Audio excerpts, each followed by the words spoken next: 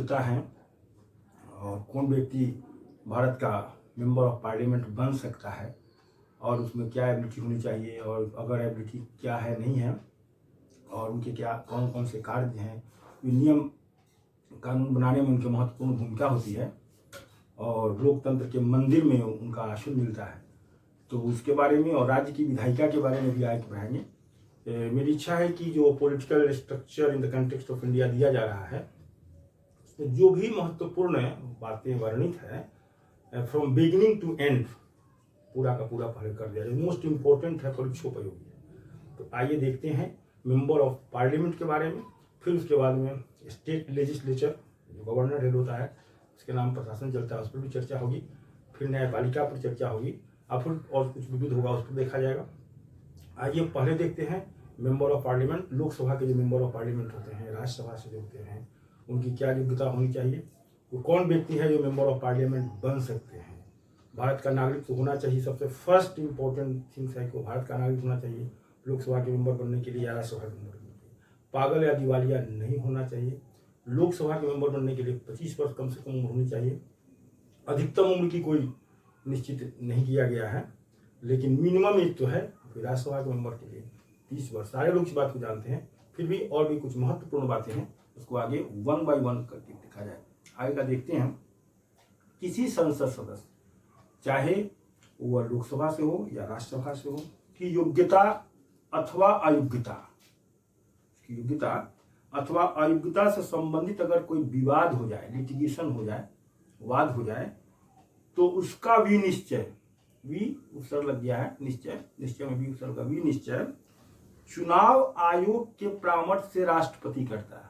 चुनाव आयोग, election commission तो इलेक्शन करा रहा है, के परामर्श से राष्ट्रपति करता है कि इनकी योग्यता है कि नहीं, इस पद के काबिल हैं या नहीं है, किस तरह का अगर विवाद है। कभी कभी ऐसा होता है कि चुनाव में हो गया, अब बाद में आपको मुकदमा हो गया तो आपको उस पद से हटना पड़ेगा। श्रीमती इंदिरा गांधी पर भी एक बार ऐसा हो गया था, जो इलाहाबाद हाई कोर्ट ने उनकी MP के पद पर ही इनके जो चुनाव हुआ था उस पर ही हो गया था कि नहीं, तो उन्होंने सुप्रीम कोर्ट में अपील किया। उसके बाद बहुत बड़ा बवाल इस देश में हुआ था, इमरजेंसी लगा था, आदि आदि बहुत सारी बातें हैं। तो मुकदमा हो सकता है, ऐसा नहीं है कि आप इलेक्शन जीत गए तो हो सकता है कि आपने कोई गोलमाल किया हो, मुकदमा हो जाएगा। अगर मुकदमा हो जाएगा तो फिर बाद में चल करके चुनाव आयोग के परामर्श से राष्ट्रपति आपके पद घोषित कर सकता है। आगे है, यदि कोई सदस्य सदन की अनुमति के बिना मेंबर हो गए हैं, लेकिन बिना अनुमति के आप एक लंबी अवधि तक अगर आप बाहर हैं, कोई सूचना नहीं दे रहे हैं, तो आपको पद से अयोग्य घोषित किया जाएगा। क्वेश्चन है, यदि कोई सदस्य सदन हाउस की अनुमति के बिना कितने दिन की अवधि से अधिक, 60 डेज है, कितने दिन की अवधि से अधिक समय के लिए सदन के सभी अधिवेशनों से अनुपस्थित रहता है, तो सदन उसकी सदस्यता को समाप्त कर सकता है। इसमें 60 डेज तक अगर आप कोई सूचना नहीं देते हैं उसको, तो आपकी सदस्यता को घोषित किया जा सकता है। अगला जो इम्पोर्टेंट है, संसद सदस्य को दिए गए कुछ विशेषाधिकार, स्पेशल प्रिविलेज है उनको। मेंबर ऑफ पार्लियामेंट है भाई, जो कानून के मंदिर जहाँ पर कानून बनते हैं उस मंदिर के वो सदस्य हैं, तो उनको कुछ विशेषाधिकार दिया गया है। इस अंतर्गत किसी भी संसद सदस्य को अधिवेशन के समय, जिसका वो सदस्य है, चाहे लोकसभा को या राज्यसभा को, कि बैठक के समय अथवा अधिवेशन या बैठक के पूर्व या पश्चात कितने दिनों की अवधि के दौरान गिरफ्तारी से उन्मुक्ति प्रदान की गई है। अधिवेशन होना है, उसके कुछ देर बिफोर और कुछ देर आफ्टर उनको अरेस्ट नहीं किया सकता है। लेकिन उसमें भी अरेस्ट सिविल ऑफेंसेस होते हैं और क्रिमिनल ऑफेंसेस होते हैं। एक सिविल ऑफेंसेस जो है, सिविल मामले हैं, जमीन जाल का आदि का हो गया, एक जो है मुकदमा मारपीट का हो गया, चाहे कोई संगीन अपराध। क्रिमिनल ऑफेंसेस अलग होता है, सिविल ऑफेंसेस अलग, दोनों के लिए ऐसा कुछ बता गया है कि उनको गिरफ्तार नहीं किया सकता है। तो 40 डेज पहले, अधिवेशन के पहले जो चल रहा है, सेशन चल रहे हैं, और 40 डेज आफ्टर उनको गिरफ्तार नहीं किया सकता है। लेकिन सिविल मामले में ऐसा है, क्रिमिनल ऑफेंसेस में इस तरह की बातें नहीं है। अब किसी का कोई हत्या हो गया, उसके वो अगर अभियुक्त हो गए, तो ऐसी स्थिति में तो MP है, तो उनको भी गिरफ्तार होना पड़ेगा। लेकिन सिविल ऑफेंसेस में ऐसा उनको ये विशेषाधिकार दिया गया है। बहुत बहुत इंपॉर्टेंट है। 40 दिन पहले और 40 दिन बाद उनको नहीं किया सकता है। तो किस में नहीं किया सकता है? सिविल ऑफेंसेस में नहीं किया सकता है, क्रिमिनल ऑफेंसेस में किया जाएगा। बहुत बहुत इंपॉर्टेंट। आगे देखा जाए लोकसभा, जिसको हाउस ऑफ द पीपुल भी कहते हैं, नव निर्वाचन के पश्चात लोकसभा का चुनाव हुआ, फर्स्ट मीटिंग होना है, अपनी पहली बैठक में जिसकी अध्यक्षता, फर्स्ट मीटिंग हो रहा है, ऐसे लोकसभा का जो अध्यक्ष होता है वो जब तक नया से नहीं जारी हो जाए लोकसभा, तब तक वो लोकसभा का जो अध्यक्ष वो रहता है, लेकिन उसी दिन उसको रिजाइन देना पड़ता है फर्स्ट मीटिंग के दिन, जिसकी अध्यक्षता लोकसभा का वरिष्ठतम सदस्य करता है। फर्स्ट मीटिंग जब होगा, लोकसभा जब फॉर्मेशन हो रहा है, उसकी फर्स्ट मीटिंग जब होगी तो उसकी अध्यक्षता, कोई भी सभा का मेंटेन जब संचालन होता है तो उसकी कोई ना कोई अध्यक्षता करता है। तो कौन अध्यक्ष करेगा? तो वरिष्ठ सीनियर मोस्ट जो मेंबर होंगे वो उसकी अध्यक्षता करेंगे। अपना अध्यक्ष तथा उपाध्यक्ष उसी दिन चुन लेता है कि भाई सदन को चलाना है तो उसका स्पीकर कौन होगा, डिप्टी स्पीकर कौन होगा, उसको चुन लेता है। अगला है अध्यक्ष, स्पीकर को अध्यक्ष कहिए, या उपाध्यक्ष संसद के जीवन काल तक, जब तक बना और जब तक वो चला, जब तक टाइम है, अपना पद धारण करते हैं। अध्यक्ष जो होता है स्पीकर, दूसरी नवनिर्वाचित लोकसभा, 5 साल के लिए हो गया, फिर इलेक्शन हुआ तो नवनिर्वाचित लोकसभा होता है कि प्रथम बैठक के पूर्व, प्रथम बैठक हो रहा है उसके जस्ट बिफोर वो अपने पद तक बना रहता है, उस समय वो अपने पद से रेजिग्नेशन देता है, माने पद तक बना है, उसके बाद नियम है, उसके बाद लोकसभा का जो अध्यक्ष होता है वह उपाध्यक्ष को और उपाध्यक्ष अध्यक्ष को अपना त्याग पत्र देता है। लोकसभा का अध्यक्ष जैसे राष्ट्रपति उपराष्ट्रपति को, उपराष्ट्रपति राष्ट्रपति को, दिमाग में रखना है, राष्ट्रपति उपराष्ट्रपति को अपना त्याग पत्र देता है, ऐसी स्थिति बनती है तो उपराष्ट्रपति राष्ट्रपति को देता है। अगला है 14 दिन की पूर्व सूचना। मान लीजिए कि अगर उनको टर्मिनेट करना है तो ऐसी कैसे होगा भाई? तो 14 दिन की पूर्व सूचना देकर लोकसभा के तत्कालीन समस्त सदस्यों के बहुमत से पारित, अब लोकसभा के जो मेंबर हैं वो जितने भी मेंबर प्रेजेंट हैं उसमें समस्त जो मेंबर्स हैं उसके समस्त जो सदस्यों के उसके बहुमत से पारित संकल्प द्वारा अध्यक्ष तथा उपाध्यक्ष को पद से टर्मिनेट भी किया जा सकता है, हटाया जा सकता है, अगर वे संविधान का अतिक्रमण करते हैं, संविधान में वर्णित मूल्यों के अनुसार अपना कर्तव्यों का निर्वहन नहीं करते हैं, तो 14 दिनों की पूर्व सूचना देने के बाद लोकसभा में बहुमत से उन्हें टर्मिनेट किया जा सकता है, हटाया जा सकता है। अगला है द स्पीकर्स कंडक्ट, बहुत इंपॉर्टेंट लाइन सुन लीजिए।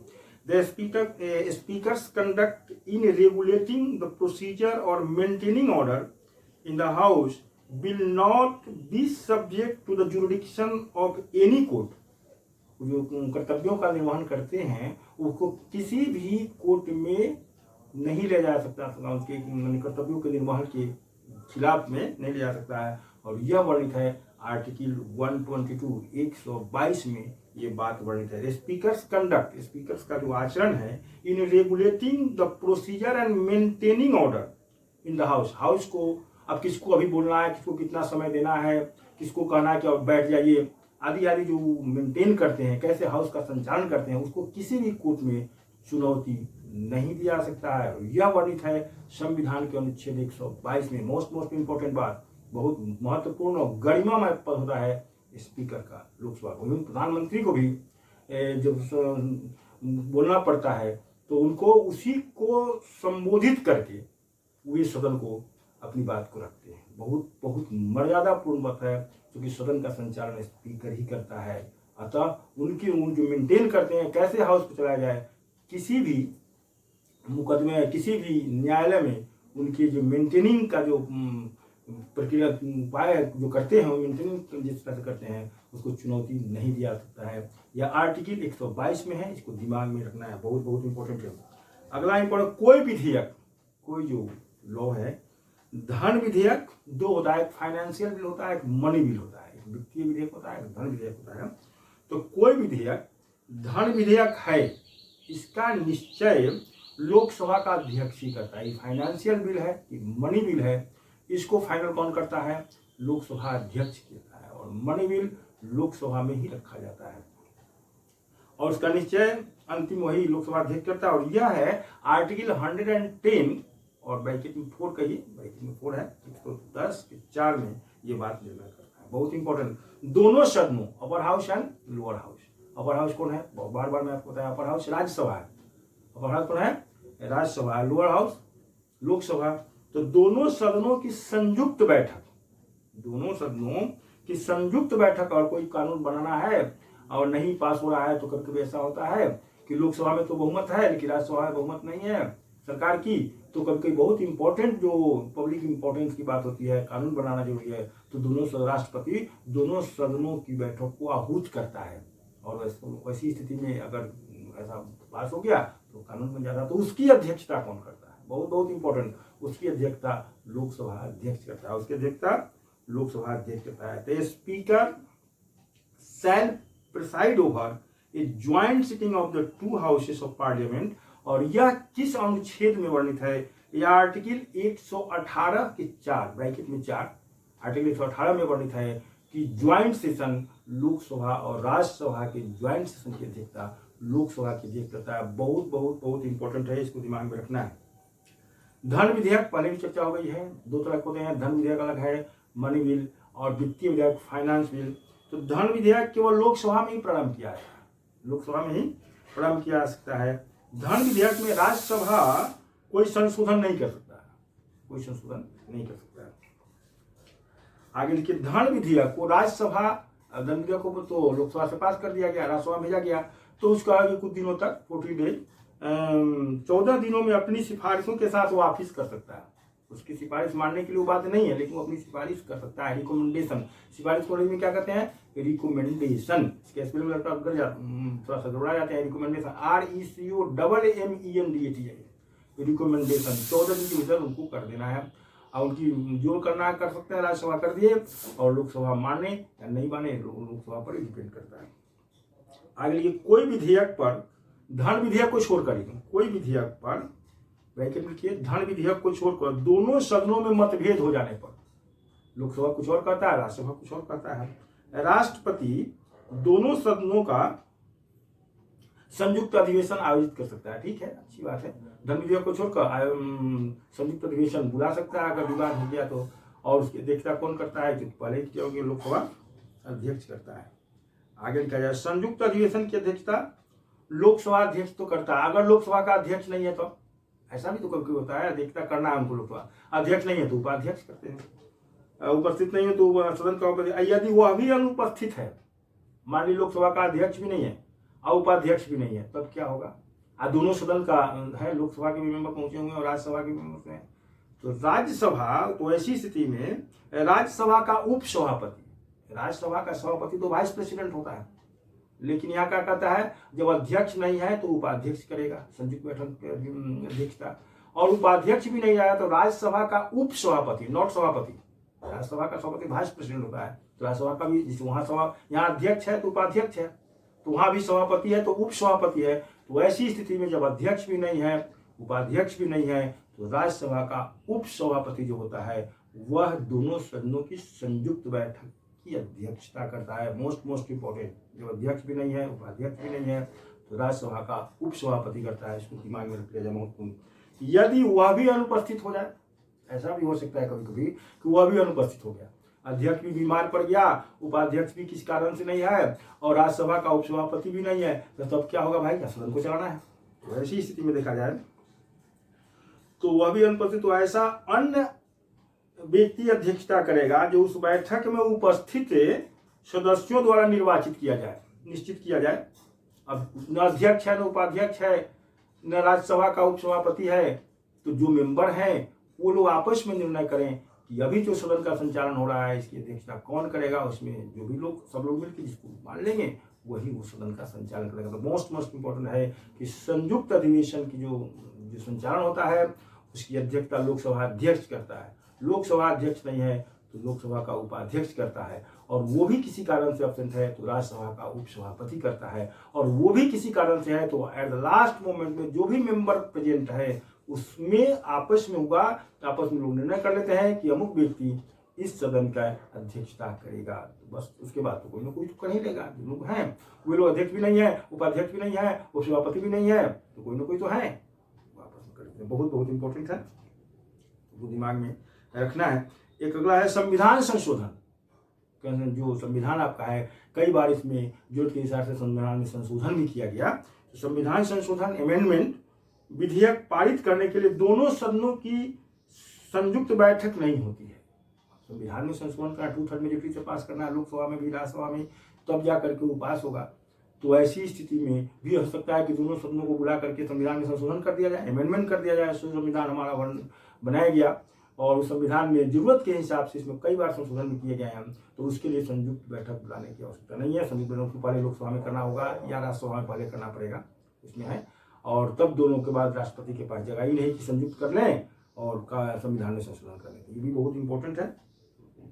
आगे देखा जाए, राज्यसभा में सभापति की अनुपस्थिति में उपसभापति और उपसभापति भी, राज्यसभा का मान लीजिए कि मीटिंग चल रही है, तो राज्यसभा में सभापति की, राज्यसभा का सभापति तो वाइस प्रेसिडेंट, और उसके बाद नहीं है तो उपसभापति करते हैं, और वो भी नहीं है तो ऐसी स्थिति में उपसभा के निर्धारित पैनल जो लोग भी मेंबर हैं, वो लोग जो प्रेजेंट हैं, उसमें से किसी व्यक्ति को निर्णय कर दिया जाता है कि आप इस सदन को आज संचालित करेंगे। क्योंकि सभापति भी नहीं है, वाइस प्रेसिडेंट नहीं है और उपसभापति भी नहीं है, लेकिन सदन को संचालन करना है, तो सदन में जो उपस्थित हैं वे लोग निर्णय करेंगे कि आज सभा का संचालन उन व्यक्ति को करना है। अगला लिखा जाए, लोक लेखा समिति, पब्लिक अकाउंट्स कमिटी लोकसभा की समिति होती है। इसमें पूछा जाता है इसमें कितने मेंबर लोकसभा से होते हैं और कितने मेंबर राज्यसभा से होती है। अक्सर परीक्षा में प्रश्न पूछा है, इसमें लोकसभा से 15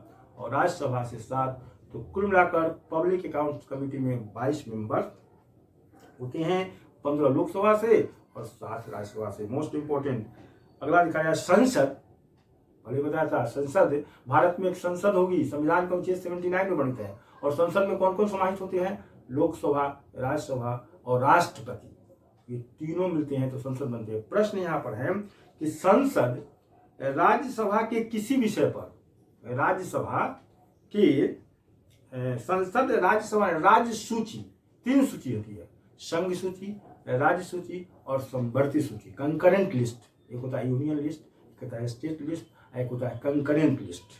एनीवे, तो संसद राज्य सूची के किसी विषय पर, जो राज्यसभा राज्यों के लिए बना हुआ है, कि किसी तभी विधि निर्माण कर सकती है जब राज्यसभा में उपस्थित और मतदान देने वाले कम से कम 2/3 सदस्य उस विषय को राष्ट्रीय महत्व का घोषित कर दें। संसद जो है राज्य सूची के किसी विषय पर वो कानून बना सकता है। संघ सूची अलग है, राज्य सूची अलग है, समवर्ती सूची अलग है। तो उपस्थित जो मेंबर हैं कम से कम 2/3 सदस्य अगर उसमें राष्ट्रीय महत्व को मान लें तो कानून संसद बना सकती है। अगला है, राज्यसभा सभा में उपस्थित एवं मतदान देने वाले सदस्यों के 2/3 बहुमत से यह संकल्प पारित करे कि संघ एवं राज्यों के हित में किसी नई Akhil Bharatiya services, all India services की सृजन की आवश्यकता है। तो नई अखिल भारतीय सेवा का सृजन किया जा सकता है, ऑल इंडिया सर्विसेज का गठन कर सकता है राज्यसभा, अगर उसको ऐसा महसूस होता है तो 2/3 बहुमत से वह ऑल इंडिया अखिल भारतीय सेवा का सृजन कर सकता है। बहुत इंपॉर्टेंट है। अब लोकसभा और राज्यसभा जो की बातें हुई, किस तरह से वे कानून बनाते हैं, उसके मेंबर बनने के लिए उनकी योग्यता क्या हो सकती है, वे सही है, योग्यता उनकी सही है या अयोग्य हो गए है, इसका निर्वाचन आयोग के सहयोग से राष्ट्रपति निर्णय लेता है, आदि आदि बातें हो गई। और आगे जो political structure in the context of India में है वो थोड़ा राज्य से आ जाए। यूनियन पर तो हुआ, यूनियन पर हुआ, राष्ट्रपति आदि के बारे में हुआ, प्रधानमंत्री के बारे में हुआ, अटॉर्नी जनरल ऑफ इंडिया के बारे में हुआ, कंट्रोलर ऑडिटर जनरल के बारे में हुआ, थोड़ा राज्य पर आ जाए। क्योंकि भारत राज्यों का संघ है, भारत राज्यों का संघ है, India is union of states. तो आइए, राज्य की कार्यपालिका का प्रधान, राज्य की कार्यपालिका का प्रधान राज्यपाल होता है। राज्य की कार्यपालिका का प्रधान राज्यपाल होता है। प्रत्येक राज्य में एक राज्यपाल होता है, लेकिन बाद में कुछ अमेंडमेंट 1956 में ऐसा किया कि नहीं, एक व्यक्ति जो अगर बिहार का राज्यपाल है और दूसरे राज्य का भी राज्यपाल हो सकता है, 2 एंड मोर देन 2 स्टेट्स का भी राज्यपाल हो सकता है। पहले एक ही था, लेकिन 1956 के बाद एक ऐसा कानून बनाया गया कि नहीं, एक राज्यपाल दूसरे राज्य का भी राज्यपाल हो सकता है। तो इसके लिए बहुत इंपॉर्टेंट है, the executive power of the state is vested in the government. निहित होता है, the executive power in the state is vested in the governor, normally, generally, there shall be a governor. There shall be a governor for each state. एक governor होगा प्रत्येक राज्य के लिए. But an amendment of 1956, एक amendment किया गया, संशोधन किया गया 1956 में, makes it possible, यह संभव बनाया गया, to appoint the same person. जैसे बिहार का जो गवर्नर है दूसरे राज्य का गवर्नर हो सकता है. Makes it possible to appoint the same person as the governor for two and more two states. एक गवर्नर जो है 2 या 2 से अधिक राज्यों का भी गवर्नर बन सकता है. यह भारत के संविधान के अनुच्छेद 153 आर्टिकल 153 में वर्णित है. बहुत इंपॉर्टेंट है. आर्टिकल 153 में ये बातें वर्णित है. अगला है राज्यपाल को जो बहुत सारा पावर्स हैं, लेकिन कुछ पावर से मिलिट्री पावर है, डिप्लोमेटिक पावर है, ये सब पावर को नहीं मिला है. जो इस तरह का जो पावर जो राष्ट्रपति को दिया गया उसको डिप्लोमेटिक पावर है, मिलिट्री पावर है. सारे सेनाओं का अध्यक्ष वही होता है, राष्ट्रपति. लेकिन गवर्नर कोई सेना का अध्यक्ष नहीं होता है. तो राज्यपाल को राजनयिक को डिप्लोमेटिक तथा सैन्य शक्ति, मिलिट्री पावर प्रदान नहीं है. The governor has no diplomatic or military powers like the president, but he possesses executive, legislative and judicial powers analogous to those of the president. President को जो पावर है एक्सिक्यूटिव में, लेजिस्लेचर में, judiciary में, लगभग इसको भी पावर है गवर्नर को, लेकिन डिप्लोमेटिक एंड मिलिट्री पावर इसको नहीं दिया गया है. गवर्नर को डिप्लोमेटिक, राजनयिक एंड मिलिट्री पावर प्रदान नहीं किया गया. बहुत इंपॉर्टेंट है. अन्य जो शक्तियां हैं लगभग जो गवर्नर को संघ के लेवल में है, गवर्नर को राज्य के लेवल में लगभग शक्तियां, पावर दिया गया है. बहुत इंपॉर्टेंट. आगे लिखिए. राज्यपाल जो होता है मुख्यमंत्री की तो नियुक्ति करता ही करता है. मुख्यमंत्री अन्य मंत्रियों, राज्य के महाधिवक्ता एडवोकेट जनरल, और राज्य लोकसभा आयोग के अध्यक्ष, हर राज्य का लोकसभा आयोग होता है, अध्यक्ष और सदस्य की नियुक्ति करता है. वहां केंद्र में था अटॉर्नी जनरल, यहाँ है एडवोकेट जनरल की नियुक्ति करता है. कार्यपालिका की किसी विधि के अधीन दंडित अपराधी, अब जिस तरह से अपराध मुक्ति का पावर गवर्नर प्रेसिडेंट को है, लेकिन गवर्नर को कैपिटल पनिशमेंट माफ करने का पावर नहीं है. लेकिन राष्ट्रपति को कैपिटल पनिशमेंट, फांसी की सजा किसी को अगर मिल गया उससे भी उसको मुक्ति दे सकता है. लेकिन अन्य उसके अलावा अन्य जो दंड का प्रावधान है, दंड जो दिए गए हैं किसी भी अभियुक्त को, तो उसके कमी भी कर सकता है, उसकी माफी भी कर सकता है. यही बात इसमें दिया गया है. तो कार्यपालिका की किसी विधि के अधीन दंडित अपराधी को दंड को राज्यपाल क्षमा, माफी कर सकता है, निलंबन, कुछ दिनों को रोक सकता है, परिहार या लघुकरण, अब 10 वर्ष की सजा है तो 5 वर्ष का कर सकता है, मृत्युदंड, इसको फांसी कहते हैं, कैपिटल पनिशमेंट कहते हैं, के संबंध में राज्यपाल को क्षमा का अधिकार नहीं है. और यहाँ पर क्षमा का अधिकार नहीं है. राज्यपाल को मृत्युदंड माफ करने का अधिकार नहीं है, लेकिन प्रेसिडेंट को क्षमा भी अधिकार है, वह किसी के कैपिटल पनिशमेंट को माफ कर सकता है. राज्यपाल इस आशय का प्रतिवेदन राष्ट्रपति को दे सकता है कि राज्य का शासन संविधान के उपबंधों के द्वारा नहीं चलाया जा रहा है. मान ली कि किसी राज्य का शासन व्यवस्था संविधान में वर्णित उपबंधों के अनुसार नहीं चलाया जा रहा है, इसका प्रतिवेदन वो राष्ट्रपति को भेज सकता है. और उसी ग्राउंड पर राज्यों में संवैधानिक संकट के जैसा पर राष्ट्रपति शासन लागू हो जाता है. यहाँ पर राष्ट्रपति शासन लागू कर दिया जाए, इसका रिकमेंडेशन राज्यपाल ही करता है, वो राष्ट्रपति को देता है. फिर राष्ट्रपति राज्य में अगर कॉन्फ्रेंस हो जाता है कि नहीं ठीक है कि राज्य में ठीक से राष्ट्र शासन संविधान का अनुकरण किया जा रहा है, संविधान के हिसाब से शासन नहीं किया हो रहा है, तो वहाँ पर राष्ट्रपति शासन लगाया जाता है. यह संविधान के अनुच्छेद 356 में वर्णित है. प्रत्येक राज्य का एक महाधिवक्ता होता है, एडवोकेट जनरल, जो राज्य सरकार का कानून का विधि राय देने वाला होता है, जिसकी नियुक्ति राज्यपाल करता है. महाधिवक्ता विधानमंडल के सदनों की कार्यवाही में तो भाग लेता है, लेकिन उसे मतदान का अधिकार नहीं है. यह आर्टिकल 165 में वर्णित है. यह बात जैसे अटॉर्नी जनरल का है, वहाँ केंद्र से है, एडवोकेट जनरल राज्य से है, लेकिन यह भी मतदान में भाग नहीं लेता है. कोई कानून बनाया जा रहा है राज्य में, तो वहाँ पर अगर मत देने की बात है तो महाधिवक्ता अपनी राय नहीं देगा, लेकिन सदन की कार्यवाही में वह भाग ले सकता है. The governor has no power to appoint जजेज of the state high court. राज्य के जो न्यायालय है, राज्य के जो न्यायालय है उसके न्यायाधीश की नियुक्ति करने का पावर गवर्नर को नहीं होता है। वो गोपनीयता की शपथ दिलाता है, लेकिन नियुक्ति राष्ट्रपति करता है। यानी राज्यपाल को किसी भी मंत्री को पद से हटाने का अधिकार है। मुख्यमंत्री द्वारा सदन में विश्वास खोने पर राज्यपाल से पदच्युत भी कर सकता है। अगर कोई मुख्यमंत्री सदन में बहुमत उसका लूज हो चुका है, खो दिया है, तो ऐसी स्थिति में उसे पदच्युत कर सकता है। और दूसरे कोई व्यक्ति अगर उसको प्रूव कर रहे हैं कि हमारा पास बहुमत है, तो उसको मुख्यमंत्री के रूप में शपथ दिलाता है। अभी हाल में ही मध्य प्रदेश में ऐसा हुआ। जो प्रेजेंट मुख्यमंत्री थे वे अपना बहुमत खो दिए थे, तो प्रीवियस वाले जो मुख्यमंत्री थे उनको पद एवं गोपनीयता की शपथ राज्यपाल ने दिलाया। तो ऐसा राज्यपाल को है, आपको उसको कन्विंस होना चाहिए कि आपका बहुमत जो है सदन में है, विधानमंडल में है। अगर विधानमंडल में बहुमत है तभी आप मुख्यमंत्री हैं। अगर उसको लगता है कि आपने बहुमत खो दिया है, तो आपको वह पदच्युत कर सकता है और दूसरा व्यक्ति वह पद एवं गोपनीयता की शपथ एज चीफ मिनिस्टर दिला सकता है। यह पावर गवर्नर को दिया गया। राज्य का जो विधानमंडल होता है, राज्यपाल तथा राज्य विधानमंडल दो है, यहाँ भी है। एक विधानमंडल है, एक विधान परिषद, एक विधानसभा और विधान परिषद।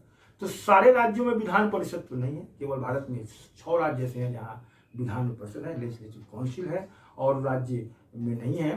तो इसकी भी चर्चा होगी कि किस राज्य में है। तो राज्यपाल और विधानमंडल, और विधानमंडल में विधानसभा भी है और विधान परिषद भी है। अब बहुत सारे राज्यों में तो विधान परिषद नहीं है, तो जहाँ नहीं है उसको छोड़ दीजिए। तो राज्यपाल और विधानमंडल के मिलने से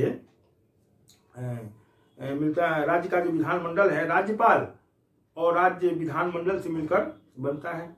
कुछ राज्यों में द्विसदनीय बाइकैमरल लेजिस्लेचर है, वही विधानसभा और विधान परिषद, जहाँ निचला सदन विधानसभा, जैसे वहां पर निचला सदन है लोकसभा, तो यहाँ पर क्या है विधानसभा, और ऊपरी सदन विधान परिषद है, जिसको लेजिस्लेटिव काउंसिल कहते हैं। अपने बिहार में है, अपने बिहार में ये विधान परिषद भी है और विधानसभा भी है। उत्तर प्रदेश में भी है, महाराष्ट्र में भी है, कर्नाटका में भी है, आंध्र प्रदेश में भी है, तेलंगाना में है।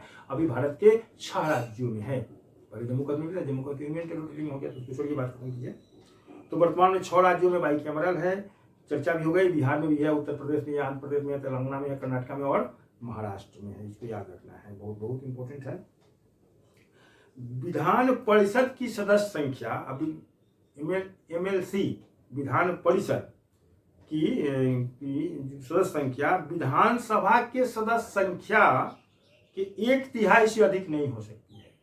1/3 से अधिक नहीं हो सकती है, माने उसमें थोड़ा, अपने बिहार में 75 है, अधिक नहीं हो सकती है। और कम से कम 40 मेंबर होनी चाहिए, कम से कम 40 का इसका है। और जो पूरे मेंबर है उसका 1/3 से अधिक नहीं हो सकता है। अब उसमें है कि कौन कौन मेंबर होंगे, डायरेक्टली तो वो नहीं चुने जाते हैं, इनडायरेक्टली होता है। तो विधान परिषद की कुल सदस्य संख्या का 1/6 राज्यसभा, 1/6 राज्यपाल द्वारा नाम निर्दिष्ट किए जाते हैं। नाम निर्दिष्ट को चुने जाते हैं। किसी भी कला खेल आदि में है तो जितने भी मेंबर है विधानसभा के, उसके 1/6 विधानसभा की जितने, जिस हर राज्य का विधानसभा का मेंबर अलग अलग, तो उसको 1/6 जो है राज्यपाल जो है उसको भी निर्दिष्ट करता है। शेष अब 1/6, तो पूरा को अगर 1 मान लिया जाए तो 1 में से 1/6 अगर घटाएंगे तो हो जाएगा 5/6। तो 5/6 के लिए है कि 1/3 नगर पालिका के सदस्यों द्वारा, फिर 1/12 कुछ है जो माध्यमिक विद्यालय से नीचे का मेंबर नहीं होना चाहिए, उससे ऊपर वाले लोग जो हैं, कुछ स्नातक जो किए हुए हैं उन लोग को भी कुछ चुनने का पावर दे दिया गया है। तो 1/6 तो उधर हो गया, राज्यपाल किया, और 1 में से 1/6 घटा देंगे तो 5/6 जो है कुछ म्यूनिसिपल कॉर्पोरेशन वाले लोग चुनते हैं, कुछ जो है स्नातक वालों का कुछ है 1/12 के आसपास है कुछ, और फिर कुछ और जो है 1/12 और जो म्यूनिसिपल स्नातक वाले हो गए। तो इस तरह मिला करके वो 5/6 बन जाता है और इसको होता है। विधान परिषद एक अस्थायी सदन है, जैसे राज्यसभा अस्थायी सदन है, विधान परिषद अस्थायी सदन तथा इसका विघटन नहीं होता, एक शाश्वत है। विधान परिषद के 1/3 सदस्य प्रत्येक 2 वर्ष पश्चात अवकाश ग्रहण कर लेते हैं, चूंकि अस्थायी सदन है, ठीक राज्यसभा जैसा है, ये भी अस्थायी सदन है, और उसके भी 1/3 सदस्य जो है प्रत्येक 2 वर्ष के बाद अवकाश ग्रहण कर लेते हैं। और विधान परिषद के जो सदस्य होते हैं उनका कार्यकाल 6 वर्ष का होता है। विधानसभा वाला 5 साल, जैसे लोकसभा उसे इस तरह से यहाँ विधानसभा, केंद्र में लोकसभा, राज्य में विधानसभा, केंद्र में राज्यसभा, यहाँ पर विधान परिषद, सब मिलता जुलता है। एक याद हो गया दूसरा भी याद हो जाएगा। एक बार दिमाग में कंसेप्ट बना लीजिए, सारा का सारा आपके दिमाग में वर्णित हो जाएगा। आगे के विधानसभा के कुल सदस्य संख्या अधिक से अधिक, अब सबसे ज्यादा उत्तर प्रदेश में है, अधिक से अधिक 500 तक कम से कम 60 हो सकती है, कम से कम 60। विधानसभा का कार्यकाल 5 साल में, मैक्सिमम 5 फिक्स रखा गया है, हालांकि इसका कुछ अपवाद भी रहता है, तो मैक्सिमम 500 है, कम से कम 60 फिक्स किया गया है। विधानसभा में राज्यपाल एक सदस्य एंग्लो इंडियन सदस्यों से भी मनोनीत कर सकता है। जैसे वहां पर है केंद्र में, लोकसभा में राष्ट्रपति 2 एंग्लो इंडियन को मनोनीत करता है, लेकिन ऐसा अगर किसी राज्यपाल को लगता है कि यहाँ एंग्लो इंडियन का प्रतिनिधि जरूरी है तो एक को मनोनीत कर सकता है। विधानसभा के अपने अध्यक्ष तथा उपाध्यक्ष तथा विधान परिषद के अपने सभापति तथा उप सभापति निर्वाचित होते हैं। ठीक है, इसमें कोई खास बात नहीं है। विधानमंडल के किसी सदस्य की योग्यता एवं अयोग्यता संबंधी विवाद का अंतिम विनिश्चय राज्यपाल चुनाव आयोग के परामर्श से करता है। राज्यपाल चुनाव आयोग के परामर्श से करता है। हमारा राष्ट्रपति था, यहाँ राज्यपाल है। ठीक है। विधान परिषद धन विधेयक को, अब फिर विधान परिषद, विधानसभा बहुत इंपॉर्टेंट है, विधान परिषद भी है, लेकिन देखिए विधान परिषद धन विधेयक को 14 दिन तक रोक सकती है, 14 दिन के बाद उनको नहीं रोकना है, तथा साधारण विधेयक को केवल 3 मास तक रोक सकती है। साधारण विधेयक को 3 मास तक रोक सकती है, उसके बाद उनको लौटाना पड़ेगा। विधेयक पुनर्विचार के लिए केवल 1 मास तक रोक सकती है। विधेयक को पुनर्विचार के लिए वो 1 मास तक ही रोक सकता है। किसी विधेयक पर यदि विधानसभा तथा विधान परिषद में गतिरोध उत्पन्न हो जाए तो दोनों सदनों को संयुक्त अधिवेशन का प्रावधान यहाँ नहीं है। वहां पर है, लोकसभा राज्यसभा का है, लेकिन यहाँ पर संयुक्त अधिवेशन का कोई प्रावधान नहीं है, क्योंकि सब राज्यों में तो विधान परिषद है भी नहीं। तो ये नहीं है कि किसी कोई कानून नहीं बना तो विधानसभा और विधान परिषद को मिला करके और कानून बना दिया जाए। ऐसी स्थिति में विधानसभा की इच्छा मान्य है। विधानसभा जो विधानमंडल है राज्यों का, उसकी इच्छा ही मान्य है, वो जैसा चाहता है वैसा ही होता है। एक और है, यदि विधान परिषद में कोई विधेयक प्रस्तुत किया जाता है, विधान परिषद में कोई विधेयक प्रस्तुत किया जाता है तथा पारित करके विधानसभा को प्रेषित किया जाता है, विधान परिषद में रखा किया गया और विधानसभा को प्रेषित किया गया, और यदि विधानसभा उसे पारित नहीं करती है तो वह वहीं समाप्त हो जाता है। कहने का मतलब कि विधानसभा अधिक पावरफुल हो गया, उसकी इच्छा ही राज्यों में मान्य होती है। फिर आगे जो बातें हैं in the context of India political structure का, मेरी इच्छा है कि पूरा का पूरा जो संविधान के प्रस्तावना से लेकर के आगे तक जो अति महत्वपूर्ण है पूरा का पूरा इसमें कर दिया जाए। फिर इसके बाद दूसरा टॉपिक लिया जाएगा। अभी फिलहाल इसी को ही आगे बढ़ाया जाएगा। आज बस इतना ही। Thank you. इसको ठीक से पढ़िए, मनन कीजिए। पॉलिटिकल साइंस ऐसे भी बहुत इजी होता है, थोड़ा सा ध्यान देने पर सारी बात आपके दिमाग में बढ़ जाएगी। परीक्षा में 10 से 12 क्वेश्चंस, अगर 100 क्वेश्चंस का टेस्ट होता है कोई भी परीक्षा, तो 10 से 12 क्वेश्चन पॉलिटिकल साइंस से आते हैं और लगभग बच्चे इसमें अधिक से अधिक स्कोर मैक्सिमम इसको सही कर लेते हैं।